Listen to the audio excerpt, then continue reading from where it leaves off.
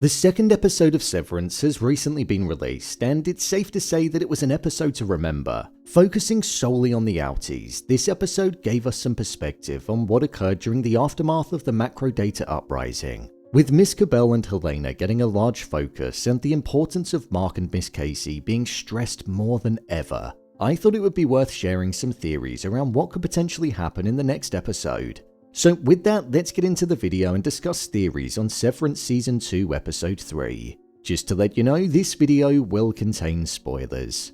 Harmony Cobel's Tantrum and what it means.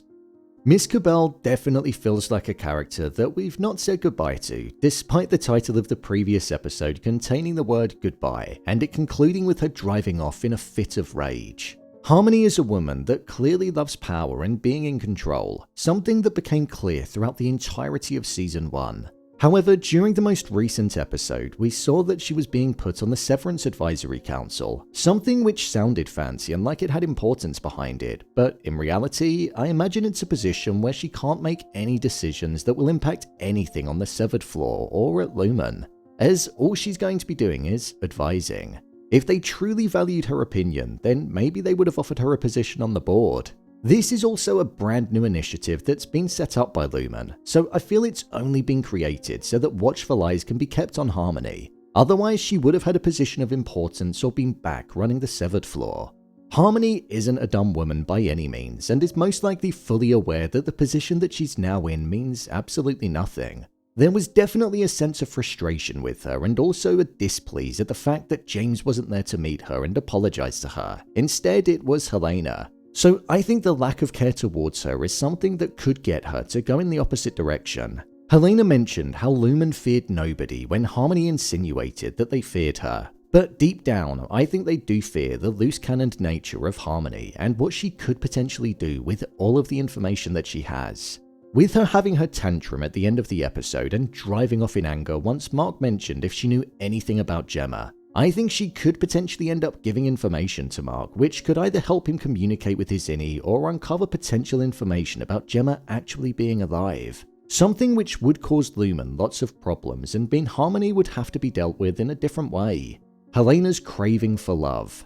One thing that I feel we could see getting addressed in the next episode is based off of what we saw in episode 2 of the show. We still don't know if Helena is on the severed floor or if it's Helena. It's supposed to be Helena because that's what Mr. Drummond said would be required of her. However, with all of the hints and clues from episode 1 pointing towards it being Helena, that could well be the case. During the most recent episode, we saw that she stopped and looked at the video recording of her Innie and Mark being intimate with one another before the Innie got in the elevator and took on the form of her Outie. There was almost a look of shock that was on her face when they kissed, and she proceeded to rewind the video and watch over it again. At first, I thought there was a sense of jealousy that was there for the version of herself that she never knew, but then the more I thought about it, the more I feel it's a sense of mourning. Maybe mourning something that she's never had: love, intimacy, and an actual deep human connection with somebody.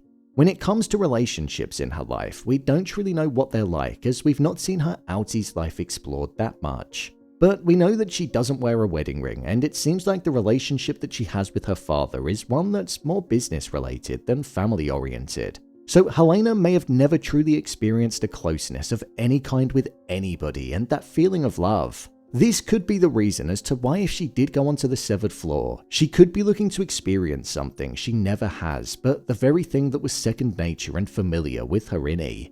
I feel like this would be something that would be interesting to see being explored, so I hope it does happen because it will be interesting to see how she responds to potentially experiencing those emotions and feelings for the first time in her life. Will Outie Mark try and communicate with his Innie? In the most recent episode, we saw that the phrase "she's alive" was something that was at the center of the conversation that Mark was having with his sister. He chose not to believe that it had anything to do with his deceased wife Gemma, despite the fact that he was holding onto her photo. However, as the episode went on, he was starting to doubt himself on whether that was the case or not even more. Right up until he saw Ms Cobel and she drove off in a rage after he mentioned about her potentially knowing something about Gemma.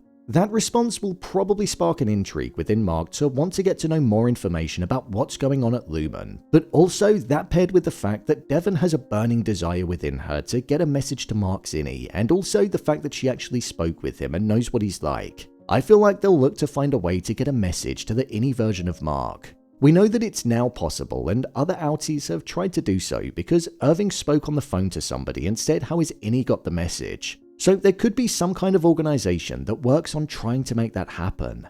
With Irving's message getting through, I think that was almost done to plant the seed and the very idea that Mark's Outie is going to follow in similar footsteps. If Mark's Outie does end up finding out that Gemma's still alive, that could shake things up drastically. Because it's the Innie version of Mark that's going to be doing all of the hard work inside to uncover the truth. So the Outie Mark will have to be willing to put his trust in a version of himself that he's never even met and knows barely anything about to rescue his own wife. It's an interesting complex. What is Cold Harbor? This is the question that's on everybody's mind right now following the conclusion of episode 1 and also Helena saying that they need Mark S back to work long enough to complete Cold Harbor. What we know for certain is that Cold Harbor is a program that's being worked on that is connected to the work that Mark is doing in macro data refinement. The numbers that he feels drawn to that end up being put inside of a folder results in representing different tempers on Gemma in the back end of the program that nobody's truly aware of. The screen that we saw had her heart rate on, which showed that she was connected to the system, and there was also a progress bar that showed that it was 68% complete. I feel like this shows that the work that Mark is doing is directly impacting how Gemma/Miss Casey is going to act when the progress bar reaches 100%. We know that Gemma apparently had a car accident and died. So what if this new Cold Harbor project is centered around Lumon being able to essentially resurrect people that lose functionality of their brain after dying by the data refining that happens on MDR? Could they be working on something that promises eternal life? The work that the group does has always been deemed as pretty pointless by each other, and they don't truly know the outcome of what their work achieves. So I wonder if it's actually the opposite, and it's actually the very thing that's giving people life, something which would switch their importance on its head. I feel it could either be that, or it could almost be like some kind of cloning program that's taking place. Could Gemma be some kind of synthetic being, and the work that Mark's doing with the numbers representing tempers be the very thing which will represent how she'll act when it gets awoken? It wouldn't surprise me if Lumon were looking to do this as the promise of eternal life or a cloning system to a select few people that would be willing to pay the price, or even elite members in the company would be an experiment that I imagine they'd want to take part in, especially if it proved to be successful.